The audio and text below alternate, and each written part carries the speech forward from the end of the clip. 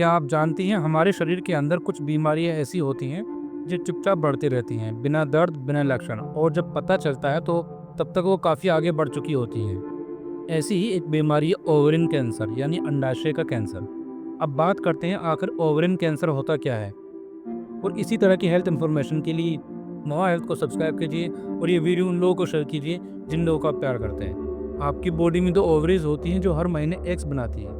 जब इन सेल्स में किसी कारण से डीएनए डैमेज या म्यूटेशन हो जाता है तो वो सेल्स अनकंट्रोल्ड तरीके से बढ़ने लगते हैं और यही बन जाता है कैंसर। लेकिन सबसे बड़ा खतरा ये है, शुरुआती स्टेज में ये लक्षण बहुत नॉर्मल होते हैं, जैसे पेट में हल्का भारीपन, गैस या ब्लोटिंग, भूख कम लगना और बार बार पेशाब की इच्छा होना। अक्सर महिलाएं सोचती हैं शायद डाइजेशन खराब है और इसी वजह से डायग्नोसिस में देरी होती है।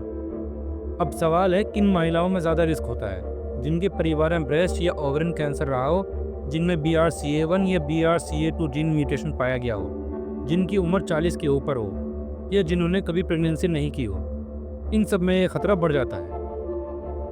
डायग्नोसिस के लिए सिर्फ अल्ट्रासाउंड काफ़ी नहीं होता, हम ब्लड टेस्ट करते हैं CO125 जो एक ट्यूमर मार्कर है, और ये लेवल बढ़ा हुआ मिले तो आगे ट्रांसवजाइनल अल्ट्रासाउंड या CT स्कैन किया जाता है।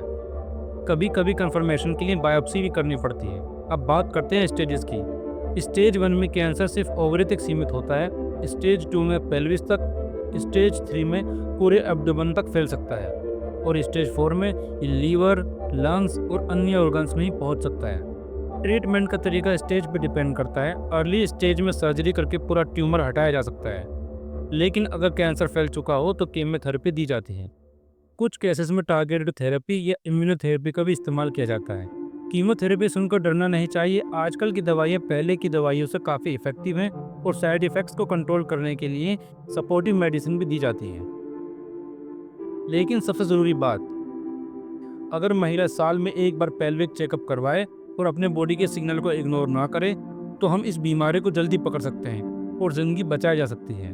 हर साल भारत में लगभग 35,000 से ज़्यादा नई महिलाएं ओवरिन कैंसर का शिकार होती हैं और इनमें से आधे से ज़्यादा केस लेट स्टेज में ही पकड़ में आते हैं। अगर हम अवेयरनेस बढ़ाएं तो ये आंकड़ा काफ़ी घट सकता है, क्योंकि साइलेंट किलर तभी तक साइलेंट है जब तक हम चुप है।